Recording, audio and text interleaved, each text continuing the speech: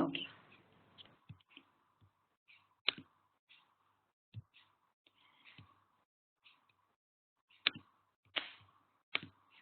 Okay. So good morning, everyone. So we come back again to do the second part of pulmonary atresia with intact ventricular septum. I'm not sure how many of you were able to attend part 1, but the recording should be available to you anyway. What I will do in this talk is just briefly go through some of the morphological features that we discussed earlier because they are quite important, and then subsequently move on to the imaging, diagnostic, and management aspects of this condition. So in part 1, we mainly looked at the historical perspective. We looked at the incidence and etiology of the condition, morphology, and the clinical presentation. Like I mentioned, we will look at the diagnostic methods, treatment pathways, and some contemporary outcomes of the condition in today's talk. So, as we discussed previously, originally there were two types of pulmonary atresia intact ventricular septum that were recognized. One with a hypoplastic RV, which formed the majority, and the second with a dilated RV, which was associated with tricuspid valve abnormalities like Epstein's anomaly. Epstein's occurs in about 10% of these patients. Then subsequently, we had a revised classification, which is the one we use even today, where the RV was classified into a tripartite RV, when it had an inlet, a trabecular portion, and an outlet, a bipartite RV, when the trabecular portion was completely filled in with muscle and there was only an inlet and an outlet, and a unipartite RV, where the muscle occupied the apex and the outflow, and only the inlet was actually the useful portion of the RV. So unipartite RVs are usually not compatible with a biventricular circulation. Usually these patients will go for a single ventricle pathway or Fontan circulation. We all know that coronary sinusoids and fistulae are quite common in this particular anatomy. It's a very unique feature. And quite different. For example, you take, say, the tricuspid atresia, pulmonary atresia combination, you don't find coronary sinusoids. It's very unique to pulmonary atresia, intact ventricular septum. And last time we discussed how the coronaries might be the primary event, to explain how this condition develops. The persistence of myocardial coronary sinusoids may be the explanation for pulmonary atresia, intact ventricular septum.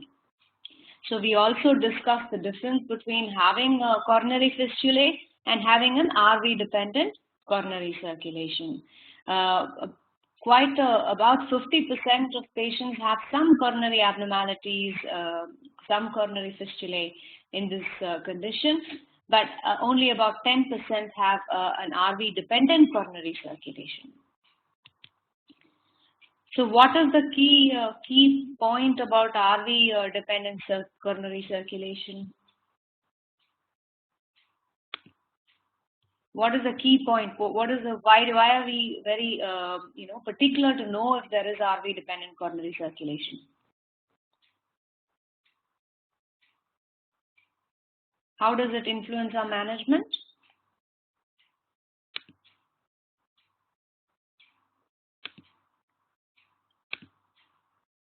Guys, I want some answers. How does it influence our management? The patient had RV-dependent coronary circulation. Okay, so would you perforate the pulmonary valve?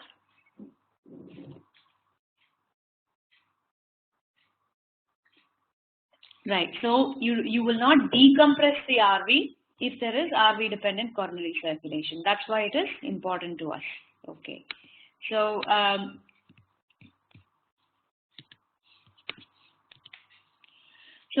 we have gone through this, but I'll quickly revise this. Morphology, the various aspects that we are interested in. One, the inlet, which is the tricuspid valve. Initially, people were not paying much attention to the tricuspid valve, but later there was this realization that the tricuspid valve size was quite important to determine whether a patient would be suitable for biventricular or a 1.5 ventricle repair, or would have to go down the Fontan pathway. Usually the tricuspid valve is hypoplastic, so is the subvalvular apparatus, but sometimes it can be dysplastic and displaced, like in Epstein's anomaly. Usually it is stenotic, but often there is some degree of regurgitation. This is because the RV is at suprasystemic pressures.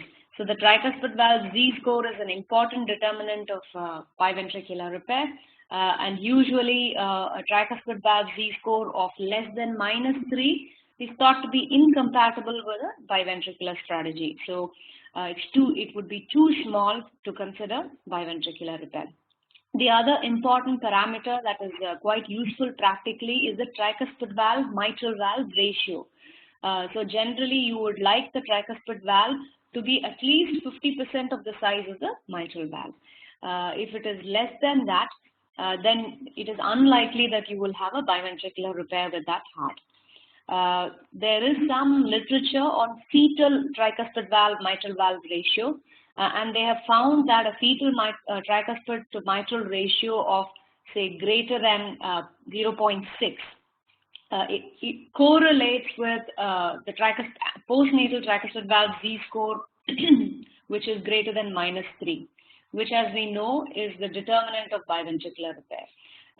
So these are some useful measurements that can help you determine whether a patient is suitable for biventricular repair. So this is just a little image of a heart with Epstein's abnormality, and the dotted line indicates the actual position at which the tricuspid valve should be inserting, and you can see how far down it is displaced. So after the tricuspid valve, we move on to the RV per se, and we see here that this is the RV which is cut open. You have the inlet portion of the RV. The RV is small and quite trabeculated. This is the apical portion, and you have the outlet portion. Once again, all components of the RV are quite small. You can see the pulmonary valve there, which is imperforate. But this is a tripartite RV. It has all three portions, even though there is some hypoplasia and trabeculation. All three components can be identified, and the tricuspid valve annulus is pretty good. So this heart is quite suitable for a biventricular repair in the future. The RV outflow tract is a little on the smaller side, and the pulmonary valve annulus is small. But once that is relieved, this RV has a good possibility of sustaining pulmonary circulation. This second image that we see here, if I can get my pointer. Okay, so you can see the apex is completely filled in with muscle. Here is the inlet portion, which is hypoplastic, and you can see the outlet portion here. So there are two components you can see, the inflow and the outflow, although the apex is quite filled in. So this is a bipartite RV. It is difficult to see how this RV, of course this is a fixed heart, but difficult to see how this RV can support a biventricular circulation. So if at all, in the alive state, it may have been able to support a 1.5. If not, it would have gone down the Fontan pathway. And lastly, you have the unipartite RV. You can see how muscle bound it is, and all you can make out is the inlet. So the outflow portion is completely obliterated. So this is a heart that will not be suitable for something like a pulmonary valve perforation, because the RVOT is completely filled in with muscle. Okay, and this is an image of a wall-to-wall heart. This is usually in the setting of perhaps Epstein's or tricuspid valve dysplasia and severe right atrial and right ventricular dilatation. So what happens is the lungs become hypoplastic because the heart occupies a majority of the chest. And in these patients, the pulmonary arteries can be small. So normally in pulmonary atresia, intact ventricular septum, the pulmonary arteries are of good size, even though there is pulmonary atresia. If you see the MPA here, and the branch pulmonary arteries will be of good size.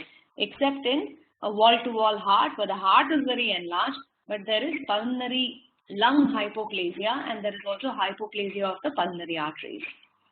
So finally, we come to the RVOT in pulmonary arteries. As you know, there are two types of atresia. One is a membranous atresia, where the valve is imperforate, but there is a patent RVOT, and this is suitable for pulmonary valve perforation. The other is a muscular atresia, like you saw in the unipartite heart, which is completely muscle bound, and that is not suitable for pulmonary valve perforation. Fortunately for us, majority of patients have membranous atresia. You have to pardon the spelling there. It's meant to be membranous. Okay. So the size of the RVOT is important to decide whether an RVOT patch may be required in the future if you're considering biventricular repair. So we've done that.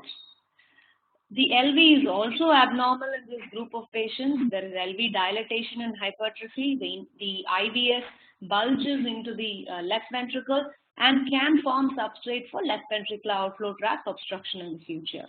Also, there is ischemia and myocardial fiber disarray. So all these patients have abnormalities on tissue Doppler imaging in the long term.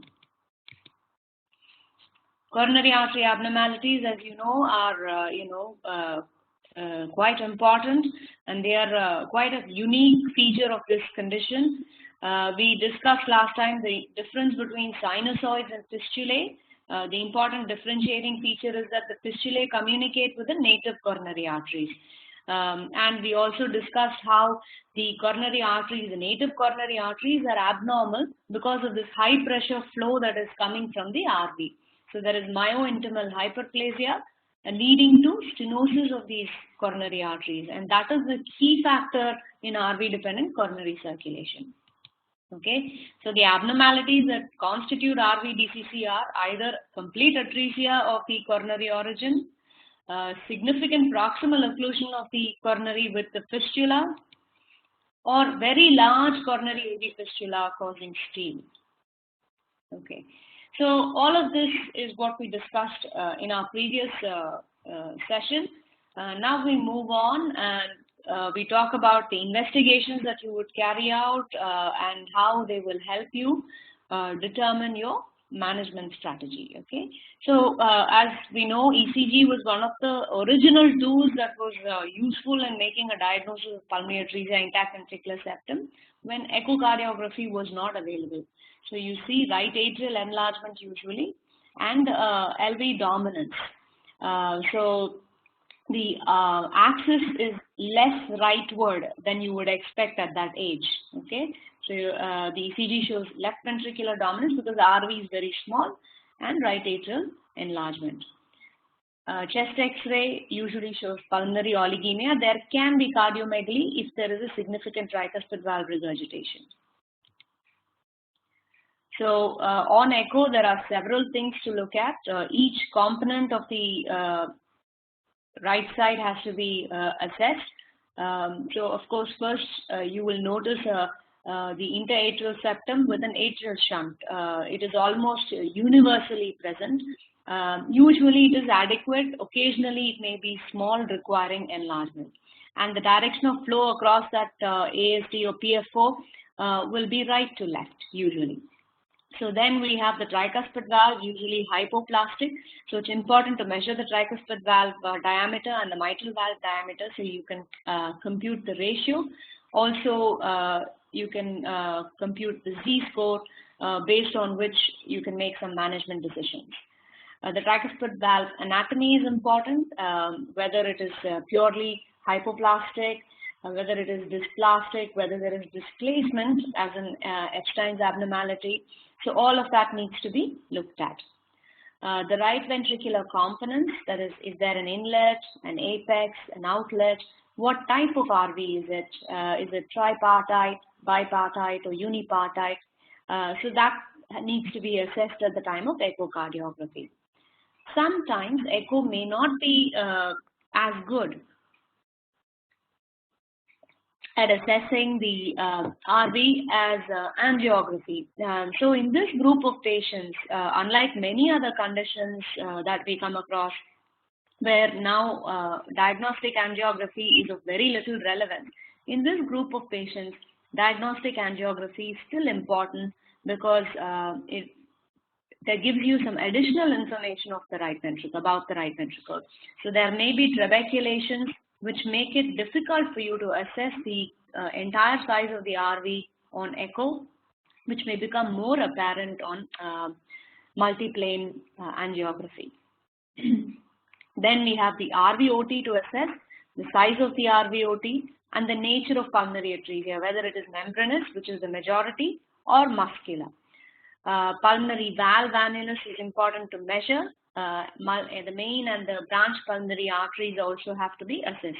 Like I mentioned earlier, usually they are of good size. Usually the main pulmonary artery and the branch pulmonary arteries are of good size.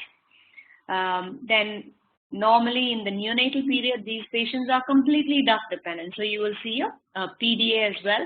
The size of the PDA as to whether it's becoming more restrictive is important to assess so that you can manage the patient accordingly. Then of course you have to look for coronary sinusoids. Usually they are pretty obvious and they are seen in the myocardium of the right ventricle or opening into the right ventricular cavity.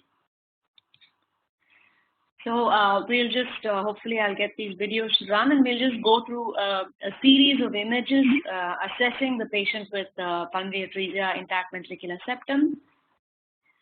So this is a subcostal image and here you can see that this is the right atrium. There is some eustachian valve tissue and you can see how the atrial septum is bowing into the left atrium, indicating that the right atrial pressure is high.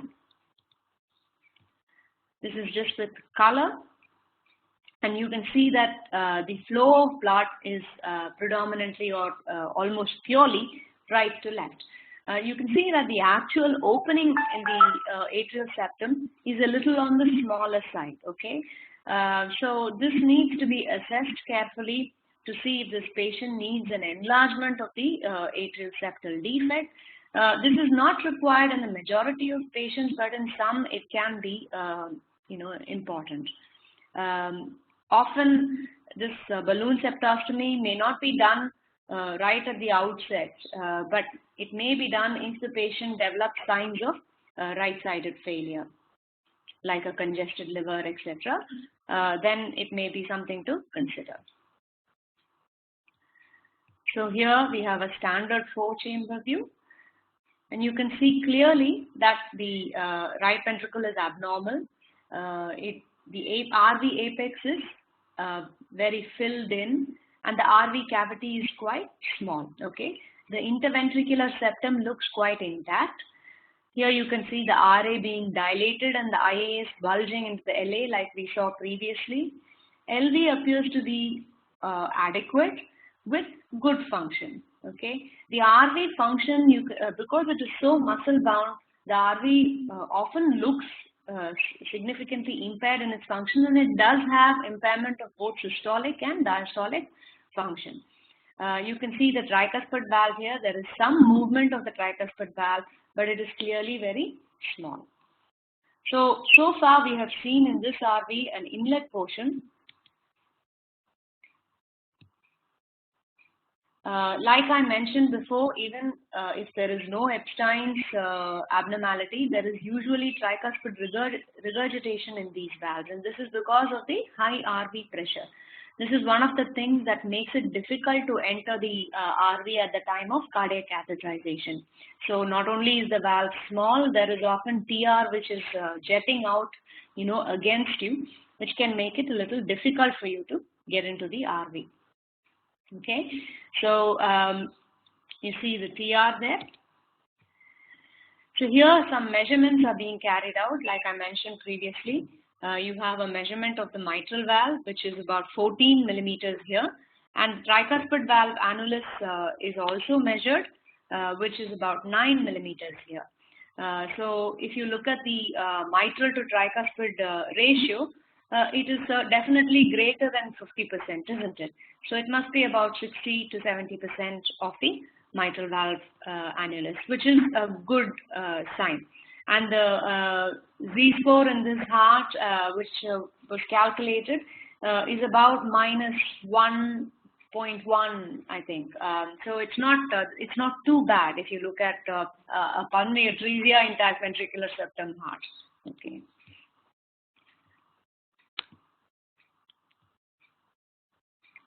So if you look at the RV cavity further, one thing I wanted to, of course, the coronary fistula flow is very obvious, but also I wanted you to appreciate the RV cavity here. You can see some muscle bundle here. So when you looked at the forechamber, which is the previous slide, if I can just go back, sorry. Yeah. So you have on this view, you can see the cavity here, and all of this portion appears to be muscle bound, right? So this is what I was talking about when I said that on echo sometimes it is difficult to assess the RV cavity completely, because on this image, it is the same patient. On this image, you can see that there is a further small cavity, more apically. So this appears just to be a muscle band or bundle that is, sort of mid cavity, and then there is a further small cavity further down. So the RV cavity actually appears a little bit more promising than what it looked on your four-chamber view. But also importantly, you see here coronary artery fistulous flow through the myocardium into the cavity. This is just a short axis view. Once again, it demonstrates how muscle bound the RV is. And what you can do is you can pan from the base to the apex of the heart. So that will give you also an estimate of how far the cavity extends. Here you can see a small cavity. So if at all this patient goes for a two-ventricle repair, there is a possibility of coring out a lot of this muscle as long as there is cavity further down. This is a subcostal view which is looking at the right ventricle here and right ventricular outflow tract, pulmonary valve, and main pulmonary artery. You can see that they are labeled quite nicely. So what type of pulmonary artery outflow tract is this? Is it membranous or muscular? Correct. So there is a clear pulmonary valve, and you can see the outflow tract is quite open. So this is at least a bipartite right ventricle. It definitely has an outflow. We have seen the inlet. And although the apex looks quite filled in, I think you could call it a bipartite, definitely a bipartite ventricle. If you assess the RV a little better, I think maybe the cavity is a little bit more promising than what we assessed, what we saw initially on the four-chamber view. Also, the tricuspid valve dimension is promising. Because it is definitely more than 50%, it's about 60 to 70% of the mitral valve, and the Z-score is less than, it's about minus 1.2. So all of these are kind of favorable factors that this patient could go for a biventricular or at least a 1.5 ventricular repair. So this is a short axis of the same pulmonary valve. You can see that the pulmonary valve annulus is pretty reasonable. I think we got a measurement of about 9 millimeters, if I remember correctly. Often these valves are abnormal. This appears to be some sort of a bicuspid valve. So on short axis, I can see only 2 leaflets. So often these valves are abnormal. So here some measurements have been taken. This is the main pulmonary artery, which is 9 millimeters. The pulmonary valve annulus also of a good size. Then you have the branch pulmonary arteries being measured. So the pulmonary valve, MPA, and branch PAs are adequately sized, which is often the case with these patients. So there is a correlation between tricuspid valve size and RV size, but there is no correlation between the pulmonary valve, MPA, branch PAs, and the RV. And this was noted very early on in morphological studies. Now, because these patients are purely duct dependent, here you see duct, good flow through the duct, which hits the pulmonary valve and turns around. Okay, so there is no forward flow in the pulmonary artery, but whatever flow enters the PA is from the PDA. It's the same information that we get from this image as well. So another important point to make at this juncture, slightly different, but sometimes we come across patients with severe Epstein's abnormality in the neonatal period. This is the severe spectrum who present in the neonatal period with cyanosis. They have a high PVR often. These patients can present with a picture like pulmonary atresia, and it can be quite confusing because pulmonary atresia intact septum can be associated with Epstein's. And in Epstein's, you have smaller effective RV cavity. So it's important to make that distinction. And what happens there is that the TR is so severe that there is hardly any forward flow. So even though the pulmonary valve is anatomically normal, there is not enough blood flow to open the valve. Especially if you have a PDA, it prevents the valve from opening. So you can have something called functional pulmonary atresia. Usually in this setting, all you have to do is give the child some time, okay? So the pulmonary vascular resistance will fall within a few days and the whole situation will improve. But it can be a little tricky sometimes to differentiate the two diagnoses.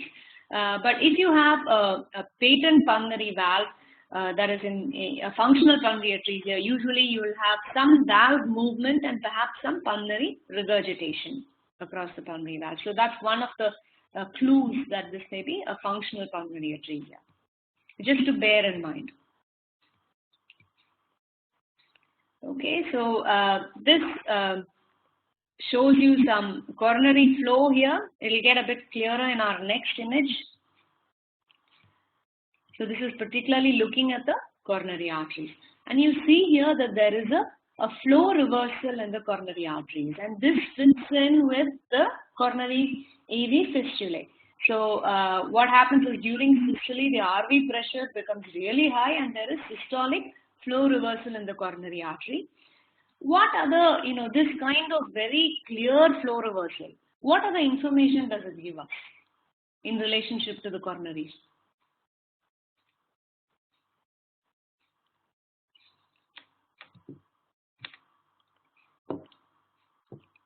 So the flow reversal indicates that there are fistulae, okay? What are the, correct, yes. So what it indicates is that there is no significant stenosis in the, proximal stenosis in the coronary. This kind of free flow that you can see, flow reversal, indicates that there is no significant proximal stenosis or occlusion, which would be, your definition of a possibly RV-dependent coronary circulation. Okay, so it's actually a slightly encouraging sign when you see this kind of free flow in the coronary artery. Also, you can clearly see the origins here. So there is no origin atresia or stenosis. Assessment of coronary on echo is very important in this subgroup of patients. Of course, this will be augmented by your angiographic assessment as well.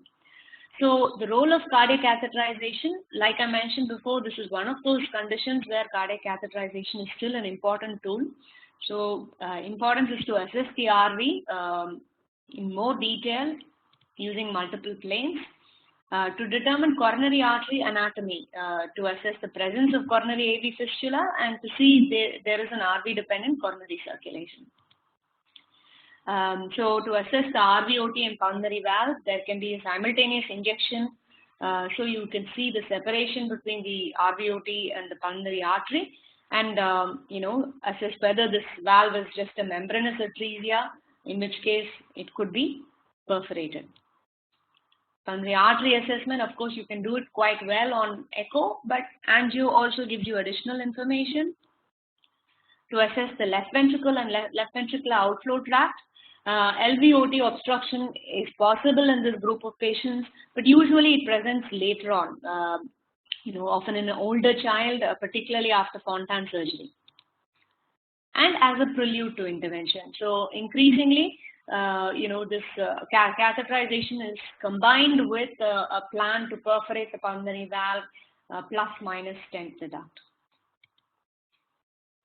So just a little case scenario, we have an echo which shows a bipartite ventricle with a tricuspid valve Z score of about minus 1.5 or just less than minus 1.5 with a membranous atresia, somewhat similar to the echo that we saw just previously. And a cardiac cath is being done with a view to proceed to pulmonary valve perforation with or without PDA stenting. Okay. Usually at this setting, a balloon septostomy usually isn't required unless, of course, you find that the PFO is restrictive, in which case it's indicated. Let's hope these angios play. So this is an RV angiogram. So the first thing to mention is getting into the RV can be quite tricky in these patients. Often we use a right coronary or Judkins catheter because it has a very favorable curve. Sometimes there is some pre-fashioning of a Teflon wire. So the hard end of the Teflon wire is curved, in a sigmoid fashion, but the wire is not extruded from the catheter. Because it is the hard end, it is important that you don't push the wire out of the catheter, but it is used within the catheter to change the shape of the catheter and enter the RV. So once the RV entry has been achieved, obviously the wire has to be removed and the soft end or an alternative terumo or some coronary wire has to be used instead. But this is just a trick for RV entry, as you probably are aware, Dr. KK's favorite trick. But once you are inside the RV, even a hand injection should probably suffice in a neonate. So you just inject into the RV and take an angiogram in at least 2 planes. Usually I just stick to PA and lateral views. And the idea is to look at the RV morphology and size. Here you can see that there is a reasonably sized RV inlet, and you can see the RV outflow as well. The apex is quite trabeculated and filled in. So this is probably a bipartite right ventricle, and we don't know what the final fate of this ventricle will be, whether it will grow adequately to become at least a 1.5 ventricle type of repair. But the RVOT needs to be assessed a little further. On these 2 images alone, you don't get enough information. Often when there is a plan to proceed with intervention, you use a guide catheter, and inside that you have the right coronary catheter. And this guide catheter will allow you, once you have perforated the pulmonary valve, to advance the balloon through it.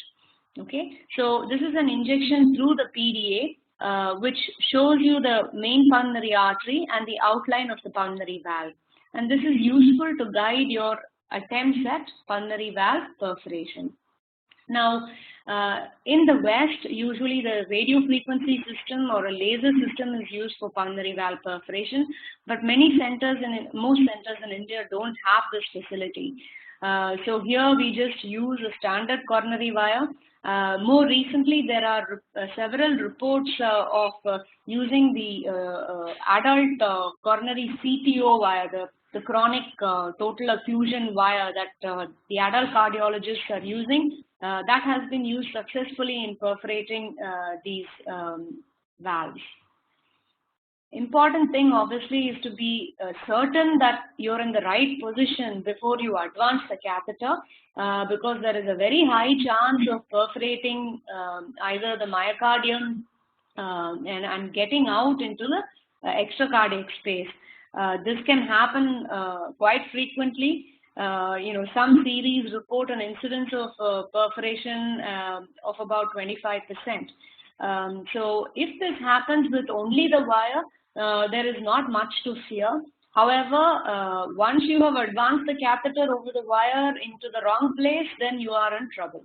Now, if you do get into trouble and you have tamponade, then you will probably, some of this can be self-sealing, but sometimes it can be a critical situation where you have to aspirate the blood from the pericardium. If the bleeding is into the pericardium, you aspirate the blood from the pericardium and auto-transfuse the patient.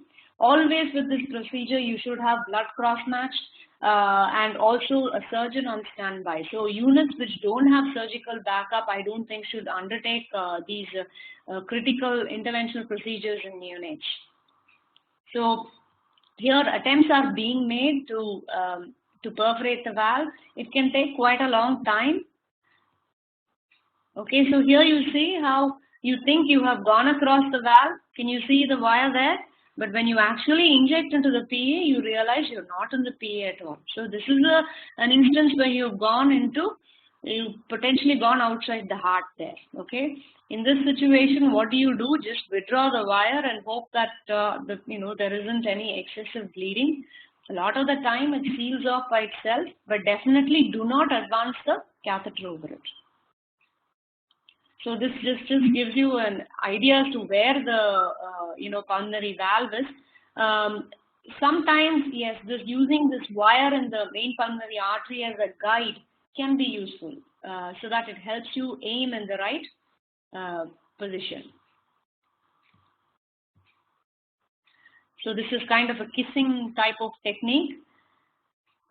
So many techniques are used, and finally the wire is perforated into the pulmonary artery. Once that is done, the catheter can be advanced.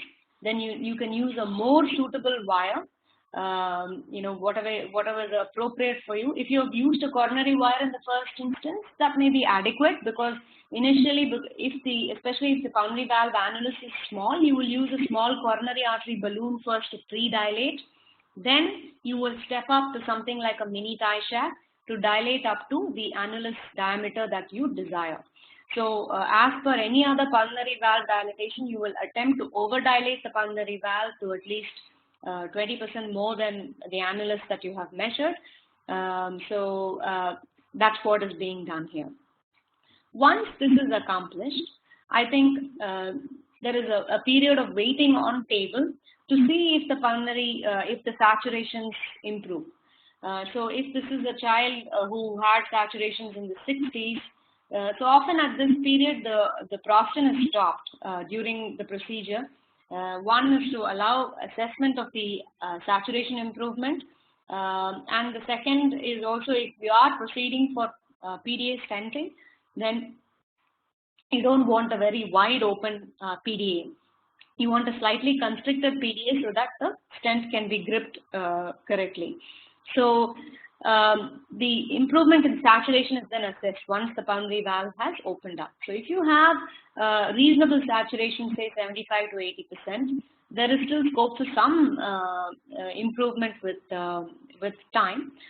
Then one strategy could be to just perforate the valve, and this depends also on your previous assessment of the RV. Okay, so if you feel the RV is actually hypoplastic but perhaps tripartite, or tricuspid valve is reasonable in size, then you may take this approach. But you must be prepared to come back later if required to stent the PDA, or if that is not possible for whatever reason, then the child will need a BT shunt. So, like I said, if the saturations improve, then maybe nothing further. If they remain low, you may have to go for a PDA stent or a shunt. There are strategies where long-term prostaglandin has also been used, but I don't think most units do that nowadays. There is a cost involved, and hospitalization and so on. So usually, mostly, at the most, you give it a few days. If you're not doing the PDA stenting at the same sitting, you give it a few days, and if things haven't improved, you bring the patient back and stent the PDA. Like I mentioned earlier, surgical backup is essential for these kind of, high-risk procedures. Okay, so this valve has been, perforated by you. And then this child comes back for a 3-monthly assessment. Child has saturation of about 75%, which is not bad. The echo shows a bipartite RV. The tricuspid valve Z-score remains low.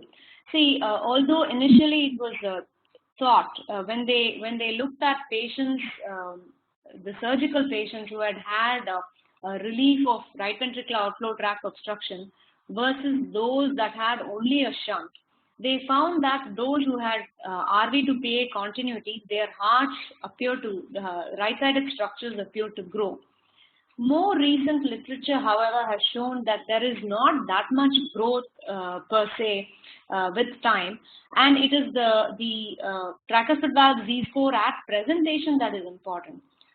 So I suspect that the older cohort of patients who had RV to PA continuity established, they may have had good tricuspid valve Z-scores to start with, compared to the ones that were just shunted. But tricuspid valve doesn't grow that much with time. Usually the tricuspid valve Z-score at presentation is the one that is most predictive of the final outcome. Okay. So in this patient, now we have pulmonary valve annulus of about 10 millimeters and no significant coronary AV fistula. So at this stage, I think the child warrants a repeat CATH. So you inject into the RV, get an idea of the RV cavity, both in AP and in lateral. So you can see how in AP it looks very small, but in lateral it looks a little bit more promising. So you can see the RV outflow tract is widely open, but the valve is quite thickened and it domes. So there is still some degree of pulmonary stenosis. But the branch PAs look of reasonable size. So the valve is crossed and repeat balloon dilatation can be performed to relieve the pulmonary stenosis and open the valve out. Branch PAs are looking pretty good. And an assessment of the SVC is also being made. So at this stage, with this RV, a decision may be taken that perhaps this child may not go forward for a biventricular circulation, but a Glenn can be performed so that you have a 1.5 ventricle circulation. You have an open pulmonary valve. In addition to that, you can connect the SVC to the RPA, so you offload that ventricle and also improve the saturation. And that might be the final intervention that that patient requires. Okay.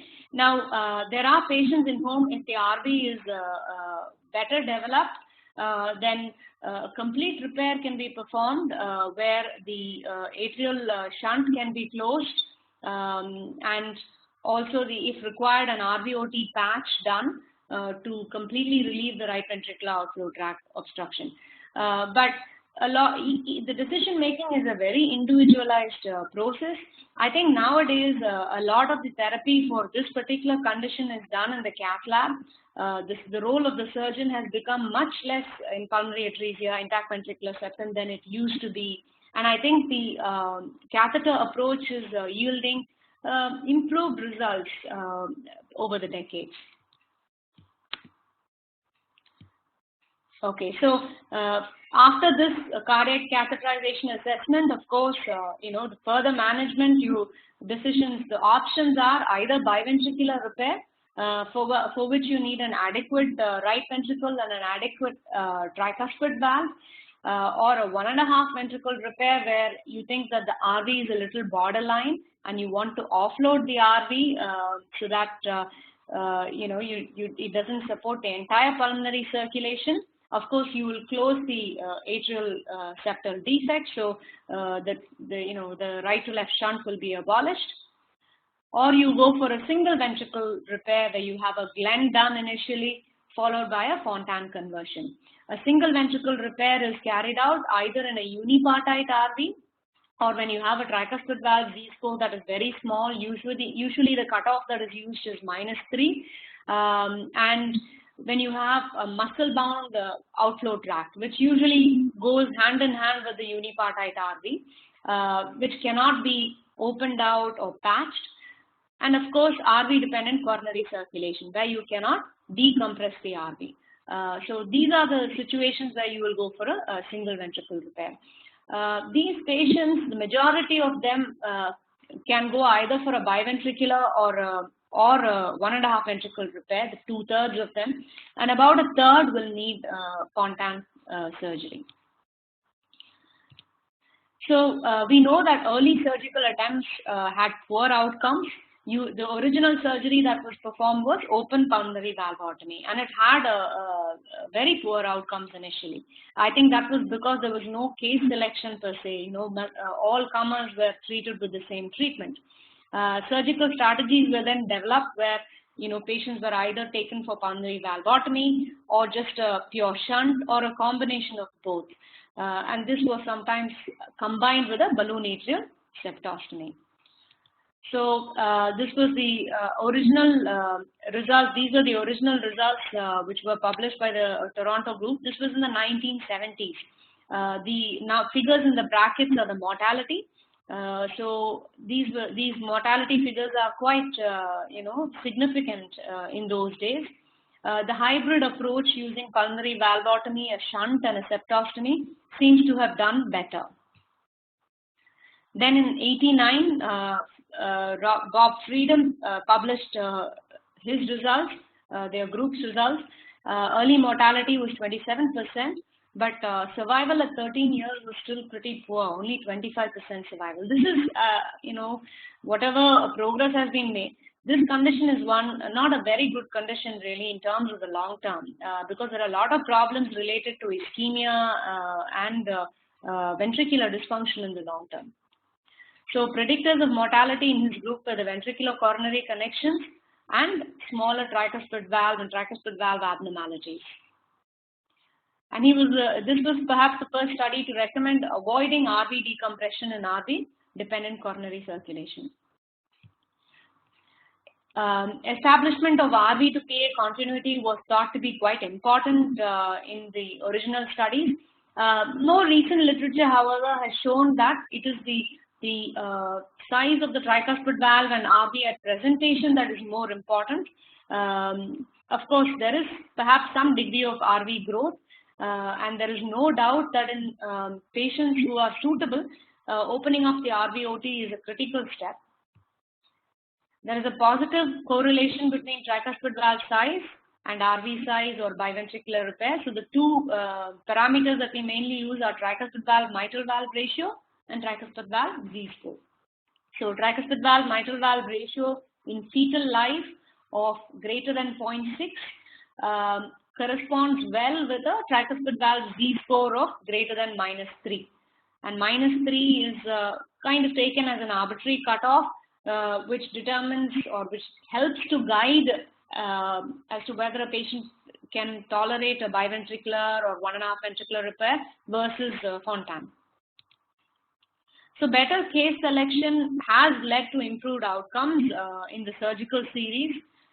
So this was in the 2000s, that decade, before pulmonary valve perforation became very popular. Pulmonary valve perforation was published in the 90s, and gradually people have started now following that as a primary mode of treatment. But these were series that were published in the 2000 decade, looking back obviously, and they noted that the survival had improved compared to the original series. There was a survival at 10 years of about 75 to 80%. So recent cohorts, often they're quite small because this is a relatively rare condition, have reported with the strategy of valve perforation and PDA stenting that there is an 80 to 85% chance of survival at 10 to 15 years. But impairment of ventricular function is seen on tissue Doppler imaging late after repair of pulmonary atresia intact ventricular septum. Also, there is decreased exercise capacity, particularly in those patients who have undergone Fontan conversion. Ischemia continues to be a problem. So even in patients who have had Fontan conversion, to avoid RV decompression in patients with coronary issues in these cohorts, despite not having RV decompression, they can have ischemia, ECG changes, chest pain, and these fistulous connections may have to be occluded in order to remove the, to relieve the symptoms. And ischemia. So that kind of brings me to the end of my talk. I'll be happy to discuss any questions that you may have right now.